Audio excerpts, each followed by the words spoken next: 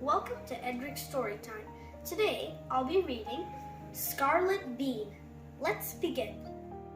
Scarlette Beane by Karen Wallace, illustrated by Jon Berkeley.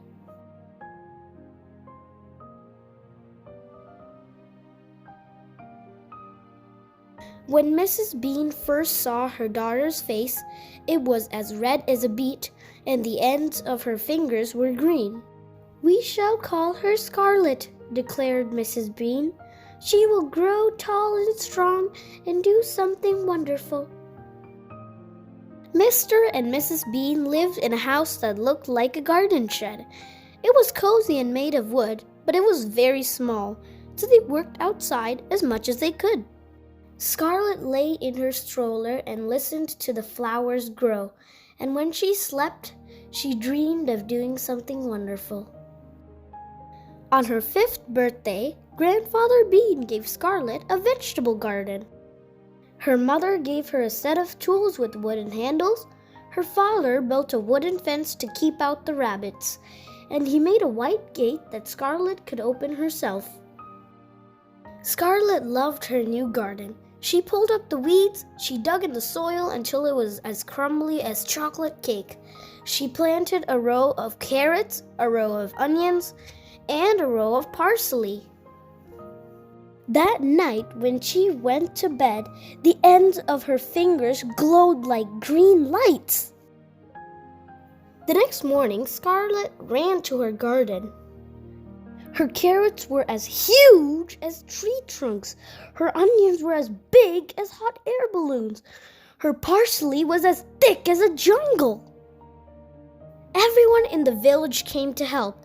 They used bulldozers to dig up the carrots.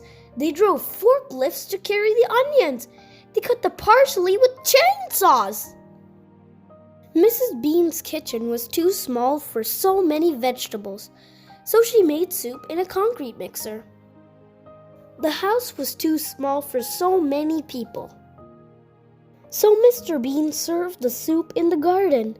Everyone said it was the best soup ever, and when it began to rain, they ate second helpings under the table. That night, Scarlette Beane dreamed of something wonderful. She crept out of bed.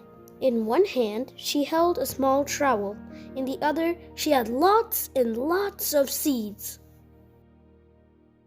High above the meadow, the moon hung like a pearl in the sky. Scarlette dug a hole and put all the seeds at the bottom. As she covered them with earth, the ends of her fingers flashed like green stars. The next morning, the sun rose like a huge golden coin. In the middle of the meadow stood a castle made of vegetables. It had turnip turrets and a drawbridge held up by corn knobs. A cucumber tower stood at each corner. Mr. Beane couldn't believe his eyes. It was the house of his dreams. Mrs. Beane kissed her daughter's face. "I knew you'd do something wonderful," she whispered. Scarlette Beane was so happy. She turned as red as a beet, and the ends of her fingers sparkled like fireworks.